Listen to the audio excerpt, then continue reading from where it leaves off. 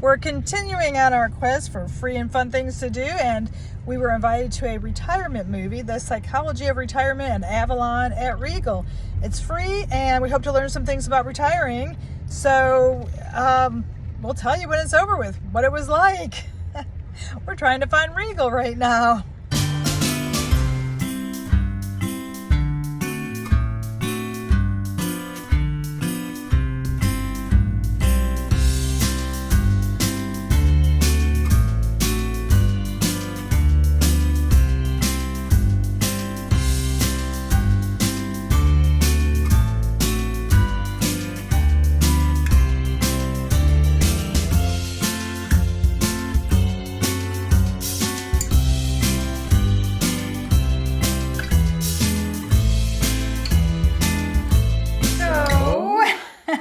We went to 2 retirement seminars to help us plan our retirement.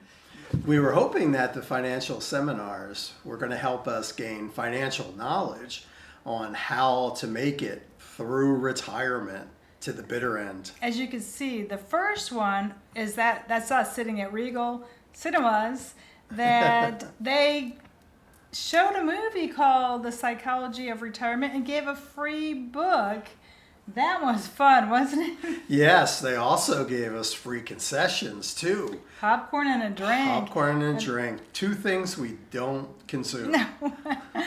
No, we don't drink soft drinks and we don't eat popcorn, But it was free. So we went for it, but that small, I thought that small was a large It was one. When huge. we were growing up, Yeah. I could not believe we did not finish either of them, did we? Yeah, no, they were big. That was a lot of popcorn. We could have shared one. That was crazy, but Right. Anyway. But we saw the movie, and they focused on your fears in retirement. The biggest fear. What you remember? What the biggest fear is? Running out of money. That was the biggest fear. Everybody has that fear. Yeah, I mean, how can you not? you don't know when you're dying, and the way things have gone up recently, and you think, they used to say $1 million, you were set, but now with the way things... I think it's 10 million now.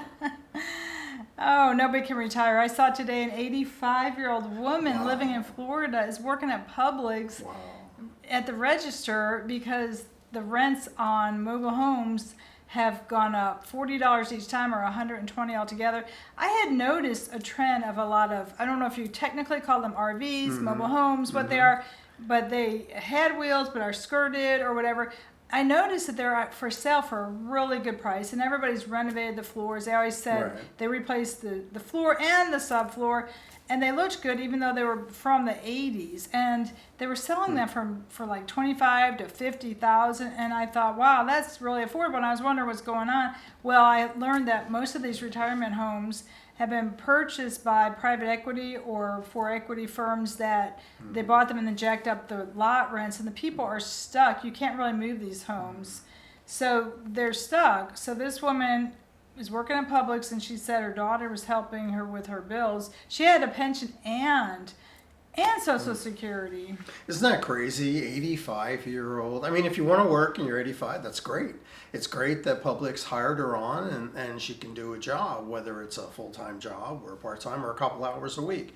But if you have to work when you're 85 so that you can survive, that's just crazy. That's not what this country was built on, right? Right. Through the years, I've met a lot of older people who are working, and I'm always curious, so I kind of ask them if they had to work. One was that Liberty Tax when I did tax returns during the Great Recession, and that man was working full-time at Sears, had a pension, Social Security, and his wife was on disability, and he was still doing taxes. And I said, but do you have to? Because he was actually losing the hours at Sears.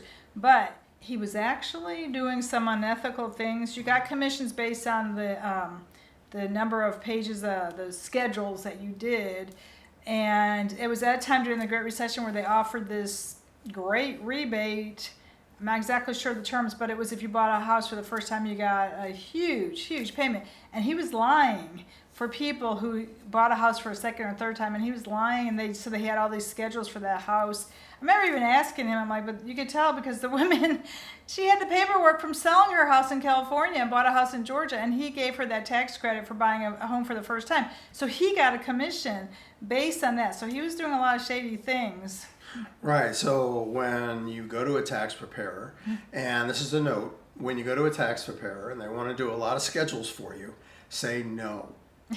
Well, if you need the schedules, Sure. And I mean, you have to be knowledgeable somewhat. and you should use an accountant, not a Liberty Tax, because Right. I know there was zero training. I had to take a class like online from the or pass a test from the IRS, basic test, and that was it. So you didn't really have any training. And taxes are my least favorite. That's one of the only C's I got in college was in tax accounting. Yeah, I don't think anybody will step forward and go, it's my favorite. Oh yeah, some people will. Some people will. So that alone, anyway, that was a very short job because I got $8.25 an hour plus commissions, and and they didn't give me in the commission ones because I was brand new. Yeah, $8.25. But anyway, so I've worked with other older people. Let's see, haven't you worked with you've worked with older people? Yeah, sure, definitely, and it's unfortunate, but some people have to work. When I say older, I mean 70s, 80s. Yeah. I mean, I think we were just seeing the number of people who are working in their 80s, and I can't remember now off the top of my head, but wasn't it like 650,000 people were working at 80? Yeah, that's. And it's going up all the time. Yeah. And that's crazy. And I think is 79, and our last president was, what was he, 80, 81? 81. I think he was 81. He just, well, I don't even remember. They're both around 80. Right. Our senators, congressmen, quite a few of them are in their 80s. We had people holding up people to vote, like Dianne Feinstein. People would prop her up to vote, right? If you think about it, Mitch McConnell, I think he's 84. He's somewhere around there, but he's had numerous health issues. A lot of them have. I mean, we don't believe in age discrimination, but I think there should be a cutoff in these important positions. Right, exactly. Just like, Nancy Pelosi, when she retired, She's not retired. She's still working. See? There's a point right there. She's still working. Nancy Pelosi.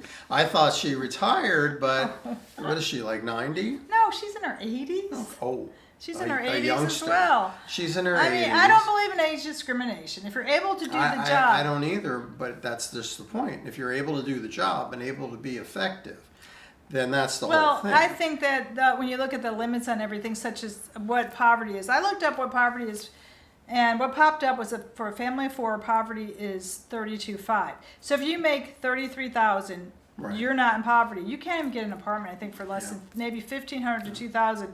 And you're not in poverty at $32,500. I made that in 1989 and struggled. So did I. Struggled for one person on $32,500. I don't know how a family of four could live on that and they don't think you're in poverty at $32,600. So those limits, they're not in touch with reality. When they first created poverty, they did it.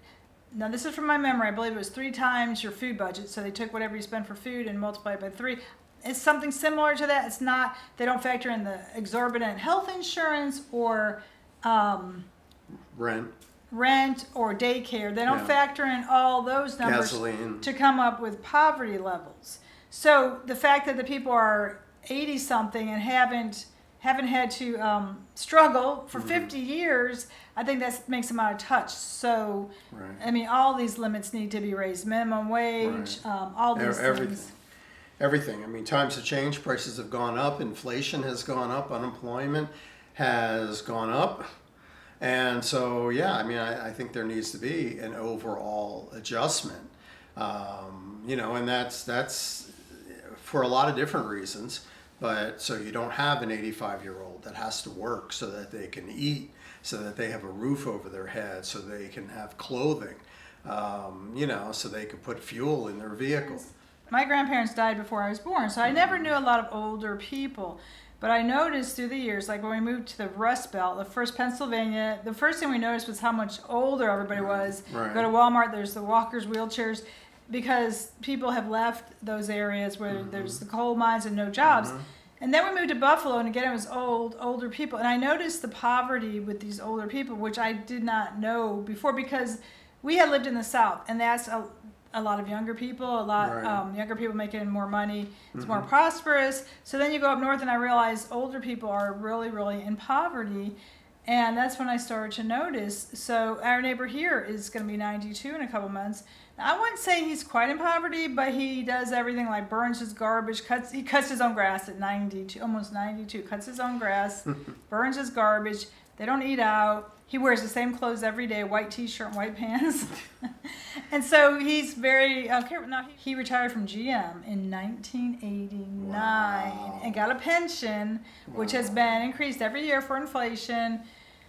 And then he did get another job, he told me, after retiring. And then him and his wife get Social Security. So I wouldn't say their money's real. I mean, I don't see them traveling or anything. I don't know that they had a real... Who knows? Well, I don't think, they do still have 2 vehicles, which shocks me, because the first thing we want to get rid of is one of our vehicles, because the insurance on it is ridiculous. And maybe they just have liability, but why do you need 2 vehicles when one's 92 and the other one's 89? Yeah. I think one vehicle, and that we have transportation that for anyone that's $2 a ride or something. Right. So where we live, it's like $2. Go wherever you need to go. But anyway, I'll retire these retirement seminars, this one particular that we're talking about.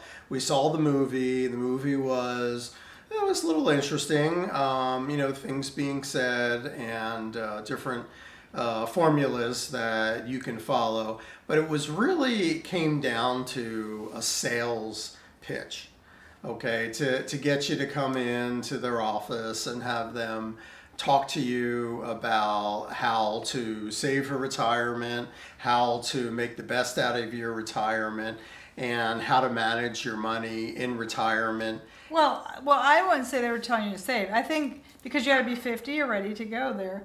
We don't know how they make their money. They never told us how they make their income. So my impression was they focused a lot on taxes. Right. My impression was they were going to try to have you convert your 401k to a Roth, for a Roth IRA, or your IRAs to a Roth IRA. That's where you pay the taxes up front, and so when you pull it out, it's tax-free. I mean, they did not say how they make their money, and there's a big distinction between a fiduciary and a financial advisor. Fiduciary is doing what's in your interest, and a financial advisor does anything. Could be in their interest or your interest. He did keep stressing that they're good listeners, very good listeners, going to listen to what you want. Do you want money to give to your grandkids, to leave a legacy? Do you want to travel? What your retirement is, what everybody's different. What do you want to do? Do you want to travel around the world? Right, and so the fiduciary gets paid by the hour. No. We don't know how they get paid. So you could get paid by the hour, but it's typically in fees that you don't see, just like our 401ks. We don't see those fees. We have no idea how much fees we're paying. They're usually hidden. So he never mentioned how he gets paid. Now, the second one we went to was at the library. The whole thing was a tax retirement seminar. We were a little late because Atlanta traffic is a nightmare, and so he started right on time, which I was really mad because, come on, it's Atlanta traffic. Are you kidding me? People walked in up to 20 minutes late, and it was only 45 minutes. Right. And it was packed, packed with people. There was a lot of people there. No popcorn, no drinks. No popcorn, no drinks, just a lot of talking. Well, it's mostly taxes. And And he stressed how tax rates will be sure to go up because our deficit is going up greatly. So he was stressing also to convert to a Roth. Now, the first one never actually said that. He never actually said it, but he implied converting to a Roth, and he implied annuities. So you really had to go in, for the first one, you really had to go into office to get any idea of what they were going to do. They were just putting the fear of running out of money into your head, which we already... That's a big fear. We already have. We already have. Yeah. So here's the big issue. Since they both seem to be saying to convert to a Roth, which means you pay all your taxes now, there's 2 big issues in Georgia. One is you already get a tax break. In Georgia, once you're 62, you get to deduct $35,000 of retirement income, and $10,000 that can be earned income. You don't pay taxes on. Once you're 65, you have $65,000 of income. So you already have, unless you're making more between the two of you, more than $100,000 a year in retirement, you're not going to be paying Georgia tax. So if you convert it now and pay that tax, you're paying 5.19% today, whereas you could have zero. The second issue is some of our politicians who are running in the future are trying to run on the concept of getting rid of Georgia state tax, like Florida, Texas, Tennessee. They're saying we're getting rid of Georgia tax. And what if they do? And you converted all that money and paid 5.19 on all that money, which is a huge sum of money, and then we have no tax. Wouldn't you be pretty upset? So there's two big issues in Georgia to telling you to convert to a Roth when you may not have any tax in the future. Right. You want to be prepared, for your retirement, and you want to be able to have enough money to live. And so you consider all these things, but you have to really look at the big picture, and you have to look out into the future of, what could be. Now, none of us know what the future is going to be, but you can definitely get some kind of inclination on what politicians are saying and what they're talking about that's going to hurt your retirement. Well, to us, the bigger issue is healthcare premiums, along with deductibles, co-pays. All of that is a huge, huge issue, and it's getting to the breaking point. I mean, we thought it would be after our lifetime, but now we're getting afraid that it may actually be in our lifetime that we have some breaking point with health insurance. As we see 17 million losing their health insurance, and all those costs are going to be going on to us because those people are still going to be sick. They're still going to be going to the emergency room. They're still going to be having broken bones and things. So all those costs are going to go on to us. They already say that the ACA is going up to, premiums are increasing 75% in January. People are already saying, one lady was quoted at 27 that her premiums would be $900 a month for one 27-year-old. Wow, that's crazy. That's unaffordable. That is unaffordable. So everybody's looking at that. That is, I don't know, it's scary. It's just scary. Even when you think about, when you're old enough to get Medicare, there's still a cost to it. If you think it's free, it's not. And so, where does it end? Where does it end? Right. It's $185 right now for Medicare from the government, but in January it's $205. Then you get a supplement, which is anywhere from $140 to $300, and then you get a drug plan, Plan D, which could be $0 to $100. Yep. And depending on what drugs you take and your health conditions, it's going to be more if you're unhealthy. And then there's eye care or dental if you want those. That's not in Medicare. So that's that's unaffordable. Now you could get Medicare Advantage, which is the $185, which has been questionable because you have to get pre-authorization, but Medicare is testing out pre-authorization. Right. At that point, I think there's no point to be on Medicare, but you probably should be on Medicare Advantage if you have to be authorized to get anything done. That's right. Yep. So these retirement seminars just got us to thinking about retirement again. We didn't learn a whole lot of new things because I've read quite a few books on retirement. I'm always reading books, and I was starting to read the book that they gave us, and we didn't get through it yet. I actually misplaced it. It was interesting. I really liked the book. Right. It was informative. But we don't know the future. We just know trying to keep our costs down and housing down, and it is pretty impossible. And I've seen a lot of people move overseas, which I've heard a lot of countries are closing their doors to us because so many people have moved overseas and they've made the rents go up. And a lot of countries are closing their doors to Americans. Yeah. And that's a whole nother video. Okay, we wanted to focus on retirement and these seminars we went to, and we'll go to more, and we'll keep you up to date. We're always looking for retirement answers, to the big question, how do you make it through retirement? Because there isn't, a bucket full of gold at the end. And so how do you make it through retirement? How do you make your money last? Well, I see so many people living in vans and incredible tiny homes in Newport, Tennessee. A lot of women, because women made less money than men, and the rents there are $200 to $300 a month. A lot of women are living there, living in their cars, living in vans, doubling up. Yeah.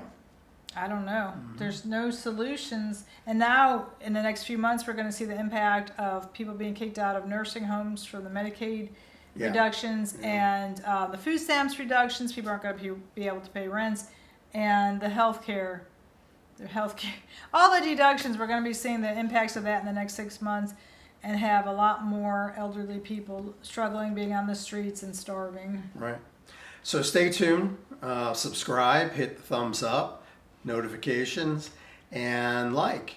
And definitely comment below. I mean, if you have some comments, if you have a situation in retirement that you want to express, definitely comment. How you're affording retirement. Yeah, how are you handling retirement on a day-to-day basis? And look for our other videos where we've been doing a lot of free and fun things. As Steve lost his job, we've been, the library has a lot of good passes for museums and things, and we've been on hikes. Boy, yeah. So look for those videos. We've got quite a few of those out there. And until we see you again, Take it easy.